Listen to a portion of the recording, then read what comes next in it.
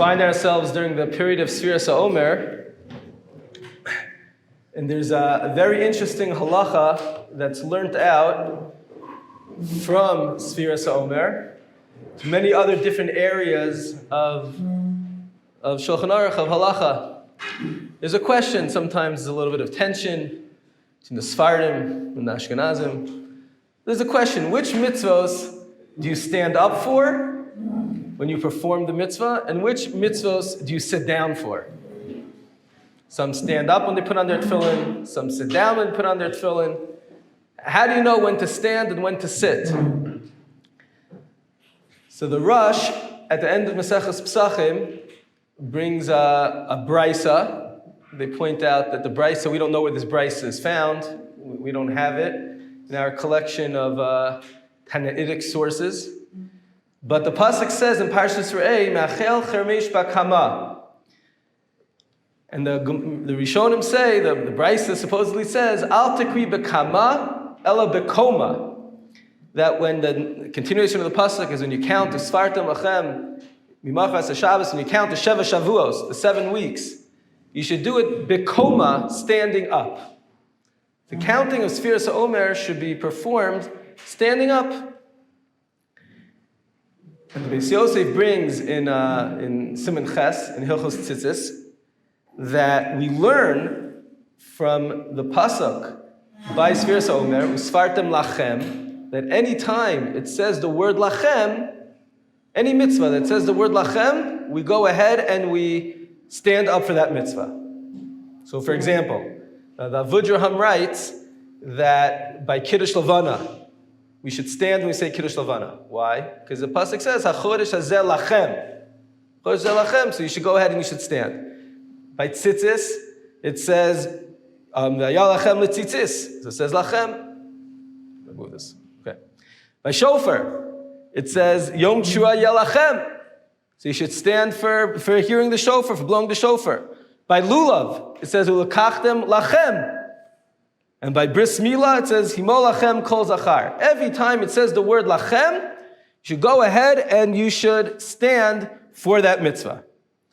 And the question is, why was Sefiras Haomer the lucky mitzvah that every other mitzvah is learnt from it? And why not teach it by Bris Milah? Why not teach it by shaking your lulav? And from there we'll learn to Sefiras Haomer. Why was Sefiras Haomer the lucky mitzvah that from there we'll learn to all other mitzvos that we're supposed to stand for the mitzvah? So we have to take a step back for a moment and understand what Sefiras Haomer is about, what is really going on between the holiday of Pesach all the way till Shavuos.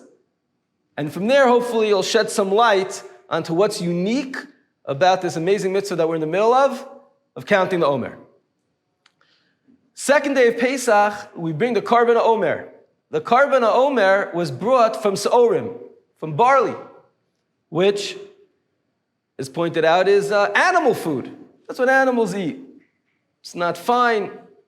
It's something simple, cheap. Animals go ahead and eat it. On Shavuos, we bring another different Karban, the Shtei Alechem, and there it's specifically from chitim, from wheat. That is something that humans eat. We process the wheat. It's finer. Our bread comes from wheat. So we go from a Karban that was made out of barley to a Karban that's made out of wheat. From a Karban that was made out of animal food to a Karban that's made out of human food.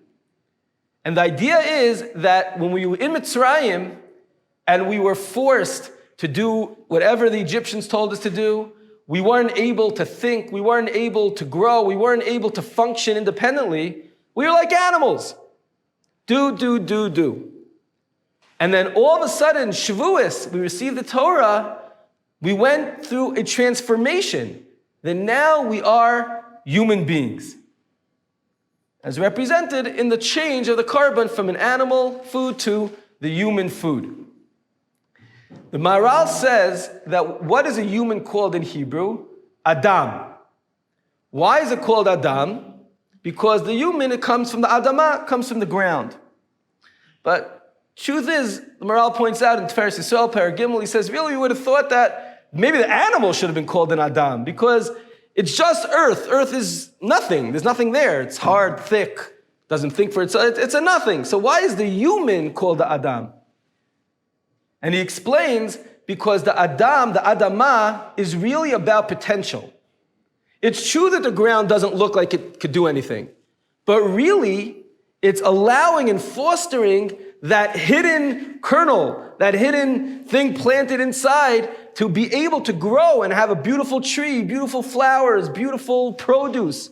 The Adama is able to enable all of that inner potential to come out. As opposed to a behema, an animal. The Maral says in his drush on the Torah, he says that the word behema is from the two words ba, ma. Ba in it, ma. What's there? What you see is what you get. It's not complicated. The same cow that existed 1,000 years ago is doing the exact same thing it's doing today. There are no research projects and universities that are studying the cow to try to figure out its next move. They're doing the exact same thing it's always been doing. The cow is the cow. Ba, ma. What is in there is exactly what you see and what it is. There's no potential for change. There's no potential for growth. There's no potential for hitting tremendous heights. The Adam, the human, is from the Adama that allows an inner hidden potential to grow to big things. While the Behema is Bama. What it is, what it's there, it just stays the way it is. You can't go ahead and develop it or change it. A fundamental difference between the human and the man, and the animal. And what's it based on? What is at the end of the day what makes the human unique? Why is it that the human is able to change and bring out its potential? It's because of our seichel. It's because of our mind. It's not because of the body. The body is what, bama, whatever you got, that's your body. Yeah, you could work out a little bit, you could change your body a little bit here and there, but your body's your body. Finished. What is that thing that could change us and make us drastically different than we were before? It's our seichel. It's our brains. It's our wisdom. It's learning. Nowadays, there's this movement, with artificial intelligence. Everyone's trying to figure out how you don't really have to think much, you don't have to do much. Someone else will do all the thinking. That's terrible. Our whole definition of a human being is for us to be able to develop and cultivate our minds so we could grow and grow and grow and grow and grow to things that we never ever dreamt we had inside us. The Rishonim say, the Sefer HaYashar, he writes in the Shara Chamishi, he says, "Hanefesh hachachma timshoch gufa adam lamala." It's the brain, it's the ability to think. It's what puts the man to stand up. The midoso bekom zakufa. Why is it that we walk around like this, as opposed to animals that walk around like that on all fours? Why is it that we stand up straight? It's because of our seichel. It's because of our brains, our understanding that sets us straight up. Because it points up towards the place where we get our seichel from, where we get our brains from. We're pointed up. Like the Maral points out that the man is called an Eitz HaSadeh. We're called a tree of the ground. He says, why we like trees? Because we all have main parts, just like a tree has its roots. We also have a main part, our heads. And then we have like secondary parts, our legs, our arms. So too the tree has its branches, etc. He says, the Maral says there's a fundamental difference between the tree and the man. And that is that the tree is upside down, right? The root, the main part, is in the ground because that's where it gets its nutrients from. And its secondary parts, the trunk, the branches, etc., are on top. But our secondary parts, our legs and our arms, they're on the bottom. And our main part, our root, our head, is on top because it's pointed towards our source. The roots go towards its source. So the tree gets its source from the ground, our gets its sustenance from above. So we are pointed above, we're the upside down tree. And the Chassid Yaivit says that that's the difference between the human and the animal. The animal, which is the exact same always, never changes, so it's horizontal. Just keeps on facing forward, just keeps on doing its thing. Ba-ma. What it's inside it is what it is. So it just continues going. And there's no reason to face up.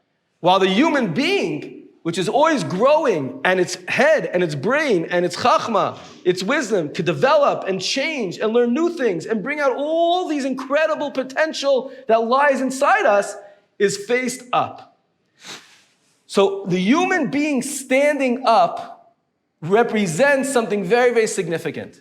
It represents our ability to connect and to grow in ways that the animal and the simplistic existence cannot hit and cannot obtain. And therefore, when it comes to the mitzvah, the mitzvahs are our ability to grow. The mitzvahs are our ability to change and connect. What is the mitzvah that we're going to highlight by saying you should stand up when you do a mitzvah? Stand up because you're showing that I'm connecting, I'm growing, I'm changing through my mitzvah. I'm a different person now that did this one little mitzvah. I'm different than before. I put in my tzitzis for 5 seconds. I'm a different person than I was before. Really? I don't see it on the outside. It doesn't look any different. Yeah, but I've grown. I've used my neshama and my seichel to grow to whole new levels. What is the mitzvah that it starts from? Sefiras Haomer. The whole storyline starts from Sefiras Haomer, because Sefiras Haomer is all about us becoming human. It's about us showing what it means to not be a behemoth, not to be an animal, but to be a human. It's a time that we're thinking and we're working on ourselves, the 48 ways, whatever it is that you do during this time. The goal is not just counted. Did you count? I counted. Did you count? I forgot if I counted. It's not just a counting game. And now you have all the reminders on the phones that remind you to count. That's not what it's about. It's about transforming into the greatest human possible that we can become. And how do we do that? By working on our seichel. It's learning extra. It's understanding more. It's seeing what we don't know, what we'd like to know. Where can we change? Where can we learn from other people? Where can we learn from our Rebbeim? Where can we learn from our parents? Where can we learn from our family, our friends? We just want to learn. We just want to learn from anything that we can and to keep on developing that and developing that and developing that. The behemoth is staying exactly the same way. Gets older in age, but nothing changes. We could grow. It would be a terrible thing if, in 15 years from now, you see one of your friends. That'd be a nice thing, to see your friend in 15 years. But it would be terrible if you saw your friend and you're like, wow, he's exactly the same as he was when I saw him in Yeshiva 15 years ago. That'd be the greatest insult that you ever gave someone. To be exactly the same, how could that be? The human being is all about change. It's all about growth and figuring out anything inside us that we could develop and cultivate to become greater and greater and greater. What inside us allows us to do that? It's our seichel. The greatest gift that Hashem has given to us. So the question is, what are we going to do with that? Are we going to go ahead and just, coast, make it easy? Yeah, it's, this Gemara is a little hard. This halacha is hard. This parsha is hard. This musar is hard. Things are hard. So we'll just say, okay, we'll find shortcuts and we'll try other ways to go ahead and figure it out. That wouldn't be using our seichel. That wouldn't be using that incredible power that Hashem gave us, that enables us to grow and develop. But the more that we say, okay, look, this is a little bit hard, but Hashem gave me this super duper computer inside my brain that allows me to go ahead and figure this thing out. I'm going to work it out. And I have my helpers. I have my teachers. I have my friends. I have Sfarim. There's so much out there to help me to grow and develop. That's how we should do it. And Be'ez Hashem, if we take that on through these weeks of Sefiras Haomer, we stand up and we recognize the reason we're standing is because our head is up. Our head is the ikar. Our head is the main part of our body. And we try to make sure that we make our head be able to be free, to be clear, to think properly, to be healthy. We have a healthy head. Be'ez Hashem will be able to all bring out the potential that's within. We're able to grow, become taller and taller and taller and taller. Our head's going to always be pointing up, and we'll be able to hit the most potential and most success that we all have the opportunity and the ability to obtain.